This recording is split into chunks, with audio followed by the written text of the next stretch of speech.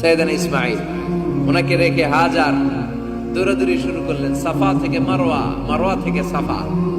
আহা, এখন air condition করা, 4 তলা এয়ার কন্ডিশন করা, সুন্দর পরিবেশ, এরপরে দৌড়াতে দৌড়াতে আমাদের ঘাম ছুটে যায়।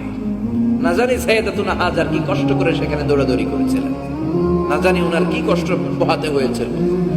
উনি সাফা থেকে মারওয়া একবার, মারওয়া থেকে সাফা একবার 60টা চক্কর দিলেন। এই 60টা চক্কর, এই দৌড়াদৌড়িটা আল্লাহর কাছে এত ভালো লেগেছে, কিয়ামত পর্যন্ত সব হাজীদের জন্য এই জায়গায় দৌড়াদৌড়ি করাটা আল্লাহ ওয়াজিব করে দিয়েছে। এটা না করলে আপনার হজই হবে না, এখানে দৌড়াদৌড়ি করা ওয়াজিব। দেখেন ওনার ওয়াইফের কাজ কত বরকতময়, উনি দৌড়াদৌড়ি করছেন, এখন আমাদের হজে যে দৌড়াদৌড়ি করা লাগে।